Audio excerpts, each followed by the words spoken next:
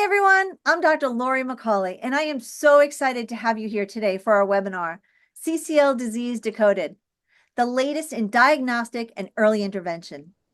This is a topic that Dr. Laura Romano and I are incredibly passionate about, and we've been working hard to bring you the latest insights and practical strategies that can truly transform your approach to cranial cruciate ligament disease. We're both here live in the chat and we'd love to connect with you. Take a moment to say hello and let us know where you're tuning in from. And feel free to drop any questions or thoughts you have along the way. This session is all about learning together, and we are here to support you. All right, let's dive in.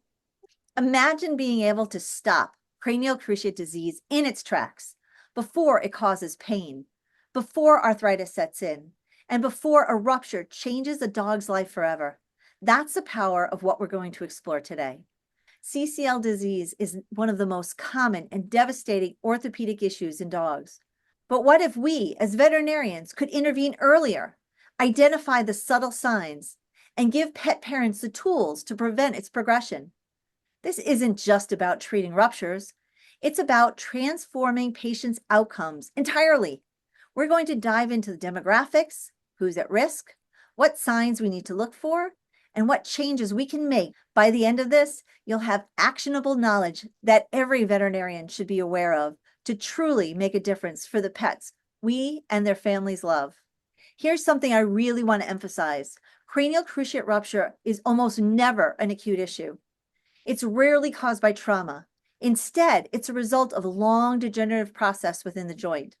This isn't just a simple tear. It's a progressive condition driven by structural changes in the joint over time. The good news is we can identify the early signs of the disease and have the opportunity to intervene. By slowing or even halting the progression, we can dramatically reduce the chances of rupture, surgery, chronic pain, and secondary arthritis. And here's a little incentive to stick around. If you stay until the end, we have a special surprise for you. You're definitely going to want to hear about it. So don't go anywhere. Let's talk numbers for a moment, because they really put the scope of this issue into perspective. Cranial cruciate rupture is now the most common orthopedic procedure performed in dogs today. For many surgeons, it makes up to 50 to 80% of their orthopedic caseload. And it doesn't stop there. Up to 50% of dogs who tear one cruciate ligament will tear the other within 2 years. It's not just an isolated problem. It's a cascade. In the general dog population, 0.6% of dogs will tear their cruciate and undergo surgery. For certain breeds like Labrador retrievers, that number jumps to 4 to 6%. And remember, Labradors are the most common breed we see in practice. These statistics are sobering, and they don't even account for the cases that go undiagnosed or untreated. This is why understanding and addressing CCL disease is so important. It's not just about the individual case. It's about shifting the narrative for our patients and their families. Why is understanding cranial cruciate disease so critical? Because every dog with cruciate disease, whether they undergo surgery or not, will inevitably develop arthritis. That arthritis stems from inflammation that not only causes pain after the rupture, but can also lead to discomfort long before the ligament tears. While we have anti-inflammatory medications to manage the pain, wouldn't it be better if we could intervene earlier? Imagine slowing down the progression or even halting the cycle of inflammation, rupture, arthritis. With the right knowledge, we, the veterinary professionals, can make a real difference. We can change the pathology for so many dogs. I want to tell you about one of my patients, Kaiju. Kaiju is a beautiful border collie who came to me at just 2 years of age. Her mom had big dreams of seeing her on the world team for agility. But during her exam, I had to tell her mom, Kaiju has a fusion in both knees, crepitus bilaterally, and fibrous tissue at both patellas. Kaiju had straight stifles, which put her at even greater risk for tearing her cruciate. Now, I'll tell you more about what happened with Kaiju in a bit, but her story is a reminder of why early diagnosis and intervention is so crucial. Now, I'm thrilled to introduce my amazing colleague and friend, Dr. Laura Romano. She is an extraordinary veterinarian with over 30 years of experience and an impressive list of credentials. Dr. Romano is certified in chiropractic therapy, acupuncture, rehabilitation, and advanced neurological veterinary spinal manipulative therapy. And she's one of less than 120 vets board certified in canine sports medicine and rehab in the world. Her expertise is unparalleled, and I am so honored to have her here to share her knowledge with all of us today.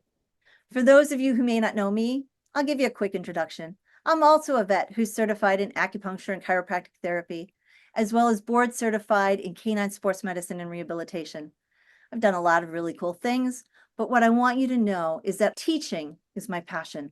And now I'm going to hand things over to Dr. Laura Romano to dive into some truly eye-opening information. I know you're going to love what she has to share. Don't forget to stick around until the end. We've got some exciting surprises that you won't want to miss. Hi, I've titled this section, Let's Think About Cruciate Disease. I didn't mean that to be a silly title. I want to think about this disease and all the bits about it. I'm Laurie Romano, a rehabilitation specialist in Canada, and I've been boarded by the American College of Veterinary Sports Medicine and Rehabilitation since 2016. But I started loving rehabilitation way back in the 1990s.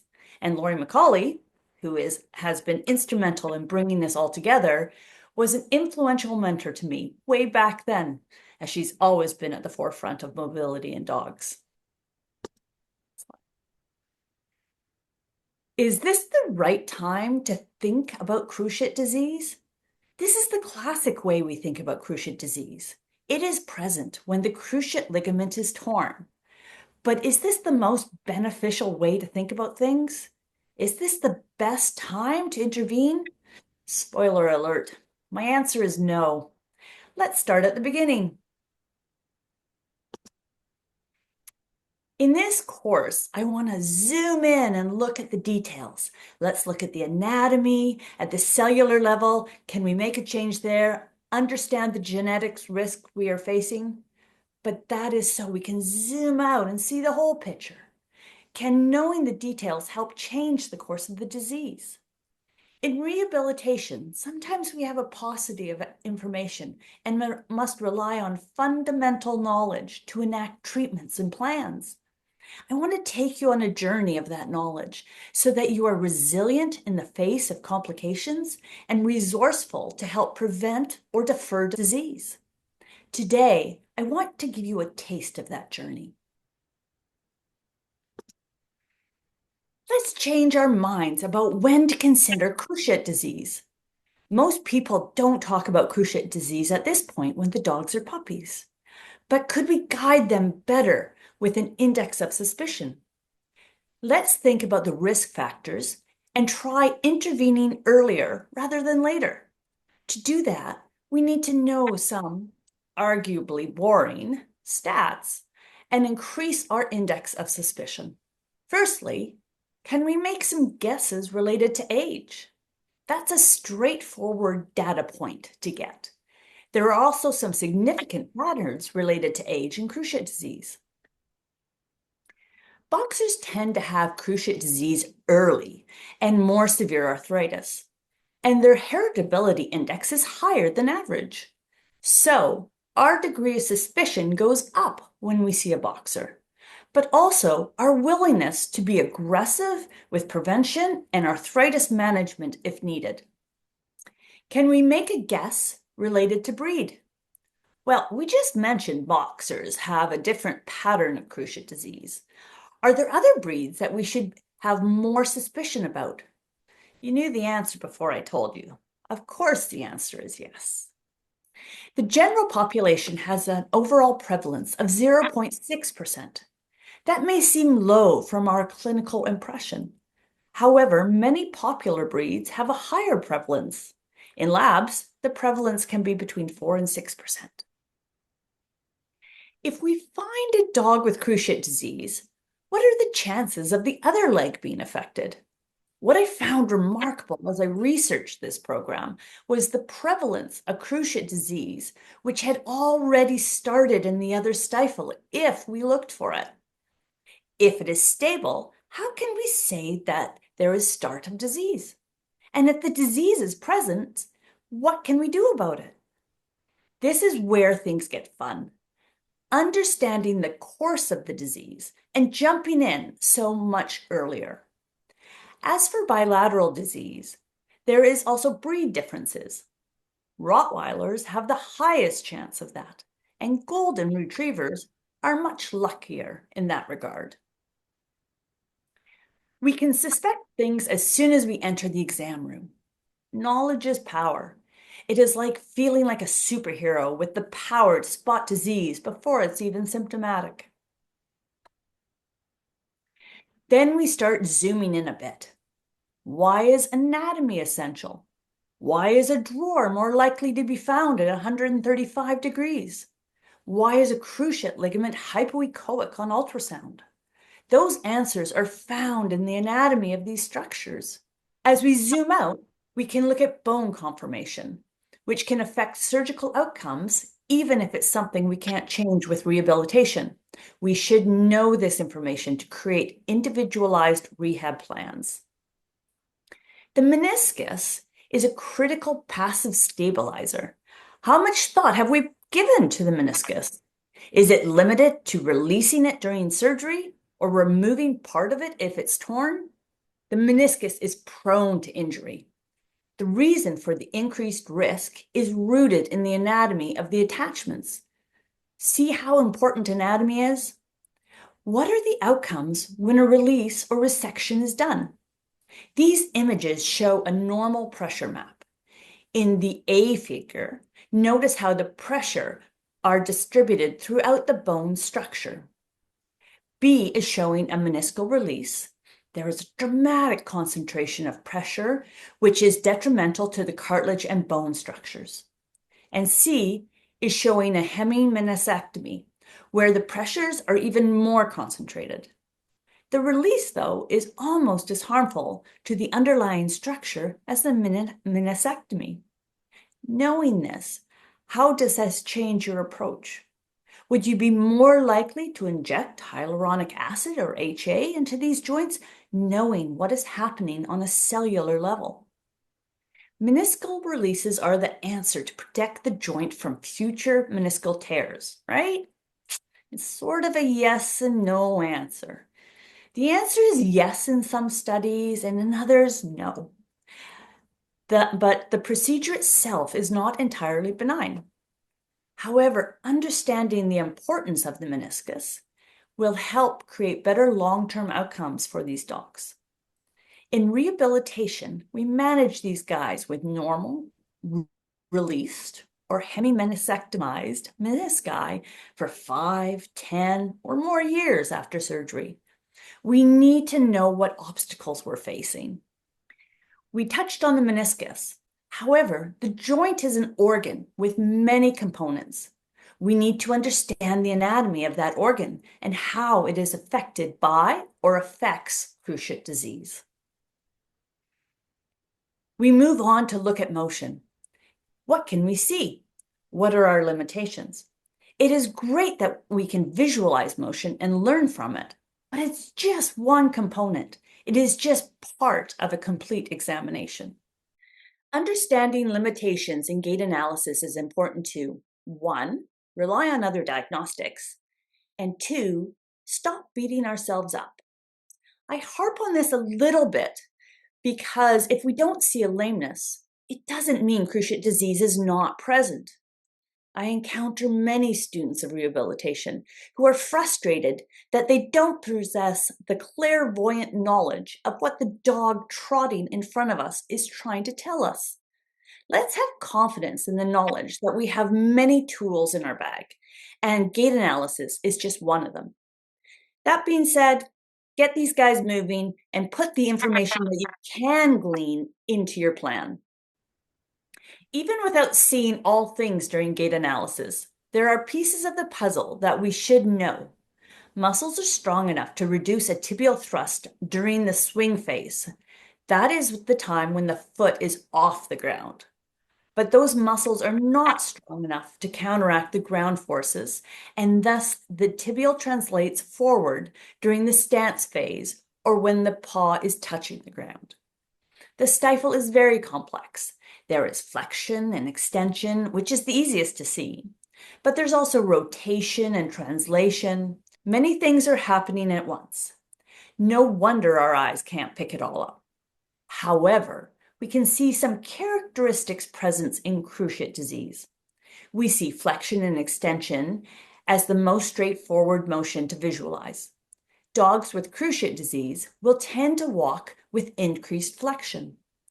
Some changes in the rotation have been documented, but they are so small, just a few degrees, so we will not see them visually. Can we control these forces with bracing? Of course, the answer is yes and no. The critical consideration, though, is whether we can make a difference clinically. And that answer is a definite sometimes. Understanding the complications, such as pressure sores, are not uncommon. These are incredibly tiresome in dogs with thin coats, such as Dobermans. That is why choosing the right candidate and circumstances is essential to success. We jump ahead a little bit. How did we find cruciate disease? Can radiographs help? The answer is not as straightforward as we would want. The cruciate ligament is not directly imaged on radiographs, so we need to look at things that we can see that may indicate a problem. Do we need a tibial thrust to diagnose cruciate disease? The simple answer is no. But really, there is so much to unpack there. Are there radiographs that can predict cruciate disease? If you're asking me to take a clinically normal one-year-old dog and predict cruciate disease 5 years from now, that's a stretch. But radiographing the contralateral stifle is an absolute must. And why am I so excited about this image? This image may be what you see when looking at the contralateral side. It is essential to have this information, but most people rely on a cranial drawer or tibial thrust only. A typical cruciate disease exam is based on a drawer sign. But did you know that the sensitivity of this clinical sign is only 60 to 69%? Sensitivity means the test's ability to correctly identify dogs with a disease or true positives. A highly sensitive test has few false negatives and misses fewer disease cases. 60% is not a highly sensitive test. However, the sensitivity does go up with general anesthetic. But don't rule out cruciate disease in the exam room if the drawer is negative. So of course we use a cranial drawer sign, but it's just one tool. Okay? Thankfully, the specificity can be 100%. The specificity is a test's ability to correctly identify dogs without disease or true negatives. A highly specific test has few false positives. So answer these questions. If there is a cranial drawer, do I have cruciate disease? And alternatively, if there is no cranial drawer, do I have cruciate disease? There is an incomplete cruciate ligament if there is a cranial drawer motion. A drawer is an excellent test in that regard. You can confirm the disease with a drawer test, but cannot rule it out. But in this course, I want to add to your knowledge about two things.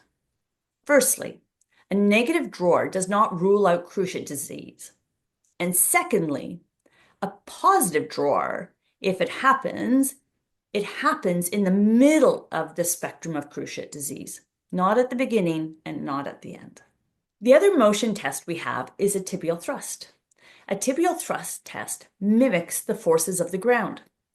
Remember I said that muscles are not strong enough to overcome the ground forces.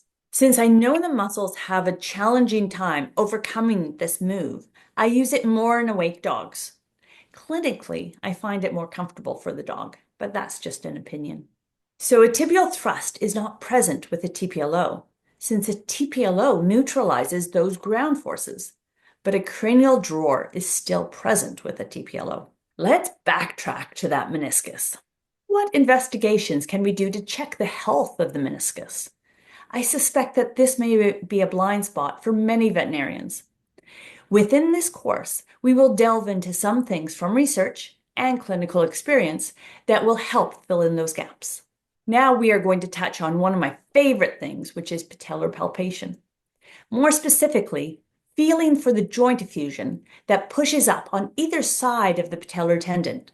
It is one of the earliest signs related to cruciate disease. You can feel it by placing your fingers on either side of the patellar tendon. The skill starts with you feeling every dog that visits your exam room to feel many normal joints. It takes about 10 seconds to do. The effusion can be seen on radiographs. The fluid pushes the fat pad aside, losing the typical darker triangle that lives distal to the patella. This radiograph outlines the joint effusion and how it pushes past its normal landmarks. I wonder why we're not always talking about patellar palpation. In this chart, the sensitivity, specificity, and positive and negative predictive values of different clinical tests are compared. Both radiographs and patellar palpation are clear winners, and both are looking for joint effusion and not abnormal motion. The idea of abnormal motion as the start of cruciate disease, I hope, is fading. Some things are also simple and fast, and you can do it the second they walk into the exam room. We can also teach clients to look for these signs. Puppy sitting or sitting to one side is often a result of increased stifle joint effusion. In a highly flexed position, the pressure increases in the stifle and creates discomfort. So they sit to one side with the leg extended to relieve that pressure. Weight shifting while standing is also easy to see. Dogs typically will stand as a square, but when one leg is sore, the stance turns into a tripod. They will place their normal hind limb more towards the midline. We can also see the weight shift in the toes. The decrease of weight bearing is seen with the toes less flattened, and the metatarsal pad is seen more easily. Measuring muscle mass is something that we can investigate. A quantitative way to do this is by picking the same landmarks on each leg. Usually these landmarks are 50 or 70% the length of the femur. Using a Gulick ensures the same tension is placed on the measuring tape. However, a clinical investigation can quickly be done using a qualitative approach. Encircling your hands around each leg at the same height and comparing the two distances will enhance your clinical impression of pathology. Dogs will lose muscle mass on a leg that they are chronically underusing, so it can also indicate chronicity. So we have diagnosed cruciate disease. I'm hoping you are starting to remove the idea from your mind that cruciate disease starts with instability and ends with surgery. Surgery is an essential tool in the middle of the disease, but it is in the middle, not the beginning or the end. The most common surgeries are tibial plateau leveling osteotomies, or TPLO, tibial tuberosity advancement, or TTA, and lateral fibular sutures. For most rehabilitation practitioners, surgery is not our focus. We should focus on the fact that arthritis will progress no matter the surgical treatment. Even though surgery is not our focus, we must understand it. In this course, we explore the common surgeries and address how they impact our rehabilitation decisions. Since we will seek to intervene in cruciate disease before there is instability, we need to know all the options we have and what evidence there is for each use. This includes surgical options for partial cruciate tears. So, let's say we've had surgery. Now, what exercises are we going to prescribe? Understanding why we are doing that and how to do it is essential. The prescription of rest or no exercise is pervasive in the veterinary community, but all situations are different. Understanding some fundamentals of what exercise can do helps with our decision-making process. Knowing the risks and the effects, how it modifies pain, and some kinematics helps us make a treatment plan. I have not yet appreciated a concise, repeatable, published approach to post-cruciate surgery. There are many papers that describe the program they use in their research, but the treatment plans are not standardized across the literature. So we have to use our knowledge and the assessment of each dog to make each plan. We will increase your knowledge so you can do the best for your patients. One of the key concepts that we need to use exercise is to train the dog's body for the activities the dog wants to do. If the muscles have the strength, body awareness, and coordination to do what the dog wants, the risk of injury diminishes. Pain control is a significant effect of exercise as well. Exercise is an inexpensive and effective pain control for chronic arthritis, which should be emphasized. Should we prescribe rest? Studies suggest that inactivity may predispose tendons and ligaments to altered and detrimental homeostasis. So rest is not benign. Sometimes it's needed, though. Use rest thoughtfully. How much exercise should we prescribe? I base my recommendations on the concept of an acute-chronic ratio used in human training. So if we do the same exercise we did before, the risk of injury is at its lowest. Doing exactly what you did before gives a score of 1, but both a decrease and an increase in activity can increase the risk of injury. Most of the time, we are interested in increasing activity. So to simplify the math, I advise a 10% weekly increase. Using time or distance helps quantify this. Once we add higher velocities, higher impact, or rotational forces, we encounter gaps in the available data to allow easy quantification. Even so, we can still adhere to the slow addition of exercise. This gives the body time to respond physiologically and keeps injuries low. Areas targeted with cruciate disease tend to be strength, proprioception, and core. Dogs are such natural endurance creatures that I generally don't specifically focus on endurance. Of course, there are some exceptions, but most people are not training their dogs for a 1,000-kilometer sled dog race. Exercise works to both prevent the onset of pain and resolve pain after injury. But we need to educate owners regarding this. It is hard for us to imagine all the activities dogs do in their daily lives. But if we get owners on board to train their dogs for the activities they do, there is no reason these guys can't have a fun and comfortable life. I've really enjoyed putting together this course. It goes a little fast and furious, but it is a fun ride. Join me on this journey to understand more about one of the most common concerns for our patients. Thanks. Here's our first exciting surprise. Optimum Pet Vitality has created a comprehensive course tailored just for you. Cranial Cruciate Disease 101, Diagnosis, Management, and Care. This 3-hour course is packed with 8 modules, delivering a dive into a critical topic of cranial cruciate ligament care. Dr. Romano has meticulously reviewed over 300 research articles, distilling the most relevant findings into an accessible and practical learning experience. And here's the best part. You have 6 months to explore this material. Whether you prefer to pace yourself or tackle it all at once, the flexibility is yours. We understand how busy life as a veterinary professional can be. That's why every video in this course is under 30 minutes, making it simple to fit learning into your packed schedule. The content is engaging, easy to follow, and designed with your needs in mind. The course is race approved for 3 hours. Plus, for those who learn best by reading, we provide detailed proceedings to accompany each module. Our thoughtfully designed quizzes focus on key takeaways, helping to reinforce your knowledge and ensure you're ready to put these insights into practice. The goal? Empowering you to help your patients while protecting their needs and their future.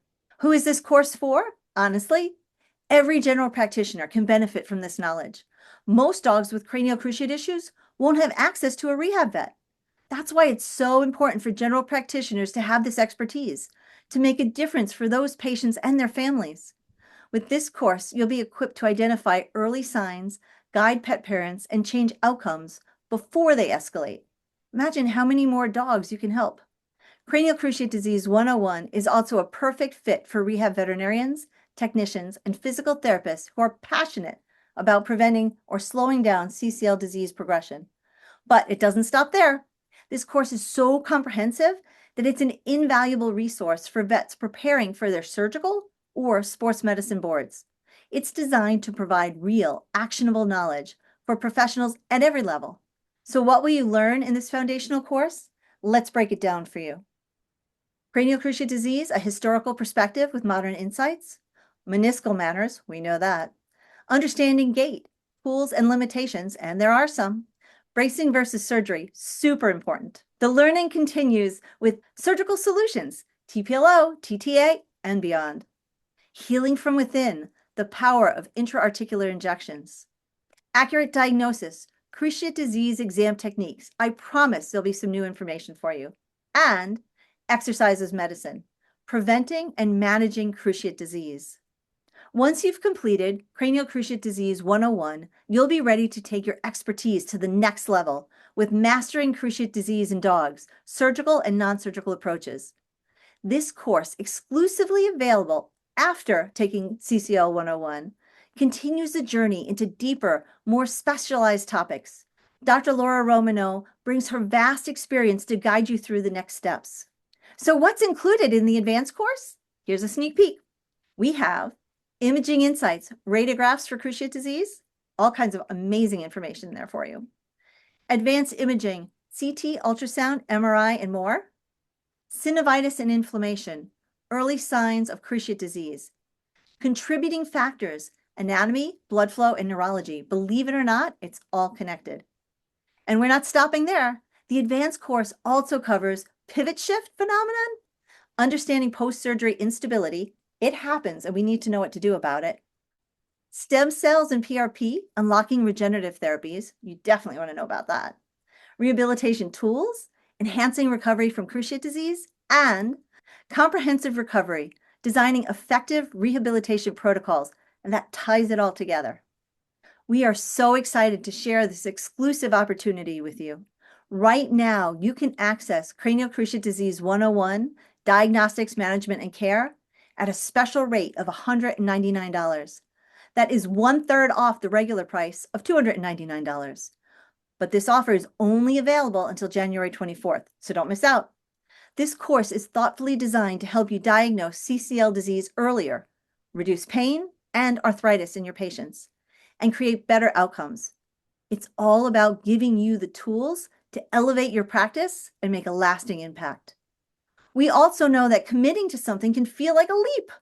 That's why we've included a 7-day money-back guarantee. You can explore the course, experience the value, and move forward with confidence, knowing you've made a great choice. And remember, we're here to support you every step of the way. Are you ready to take your knowledge even further? Here's an incredible bundle. Cranial Cruciate Disease 101 and the advanced course, Mastering Cruciate Disease in Dogs, are available together for just $348. That's a savings of $150. Keep in mind, Mastering Cruciate Disease in Dogs is only available to those who have CCL 101.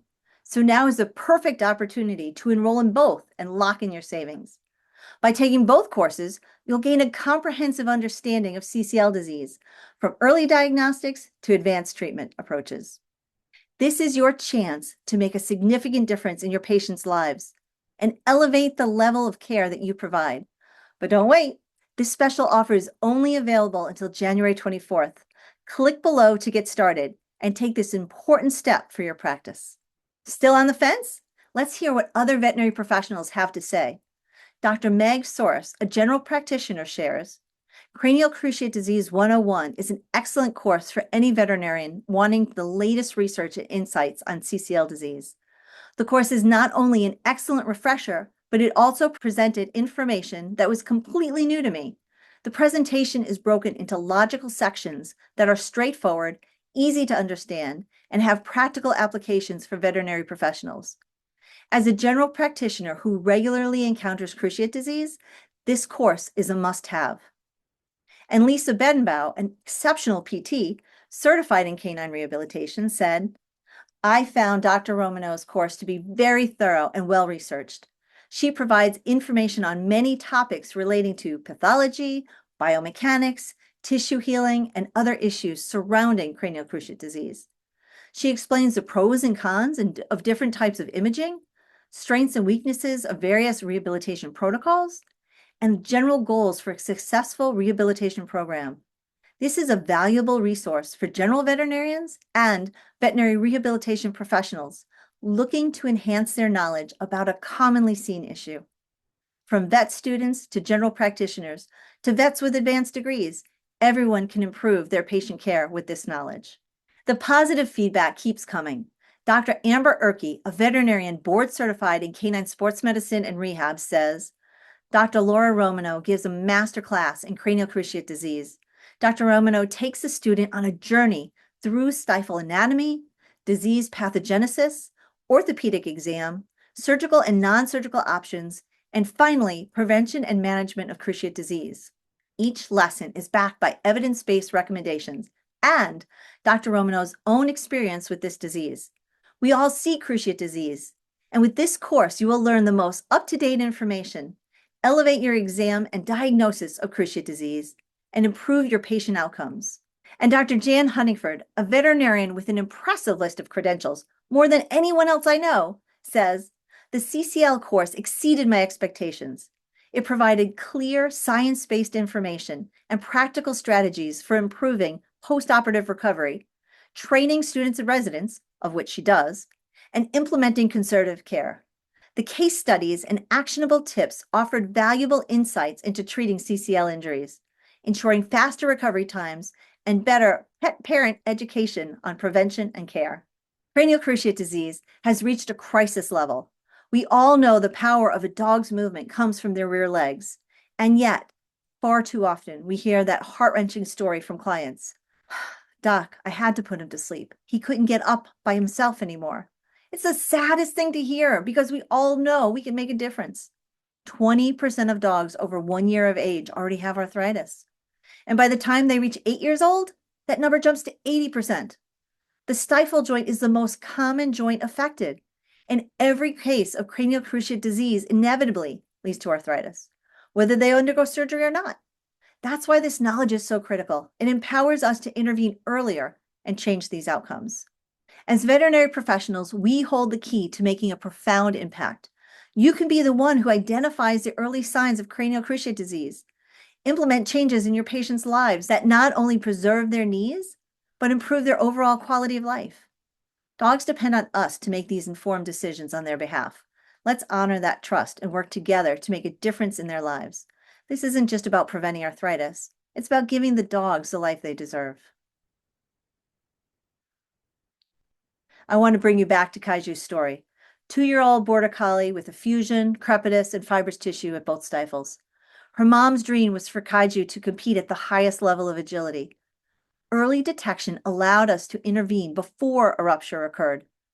This is why early diagnosis is so important. Without it, Kaiju's story could have taken a very different turn.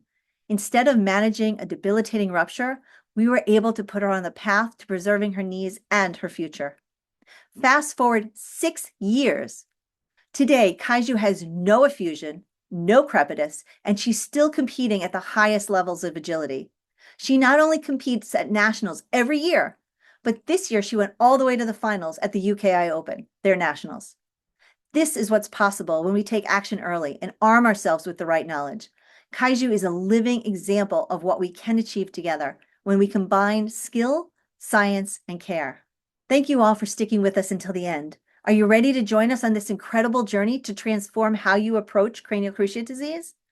Click the link below to sign up for Cranial Cruciate Disease 101, Diagnostics, Management, and Care. Whether you're ready to dip your toe in the water with the first course or dive fully in with the bundle, including Mastering Cruciate Disease in Dogs, Surgical and Non-Surgical Approaches, the choice is yours. For those of you ready to take the big plunge, this is your chance to save $150 by bundling both courses. Remember, Mastering Cruciate Disease is exclusive to students of CCL Disease 101 and is not available anywhere on our website. You can enroll now or later after completing the first course, but why wait when you can take the advantage of this special opportunity? If you have more questions after this webinar, don't worry. You can always email us at dr.laurie@optimumpetvitality.com. But don't delay. This special offer is only available until January 24th. Let's give some love to Dr. Laura Romano for her amazing teaching today. Hearts and claps in the chat. We're going to stay on to answer more questions, so feel free to stick around and chat with us. I hope you had fun. I hope you learned something valuable, and I look forward to seeing you in the course. Take two.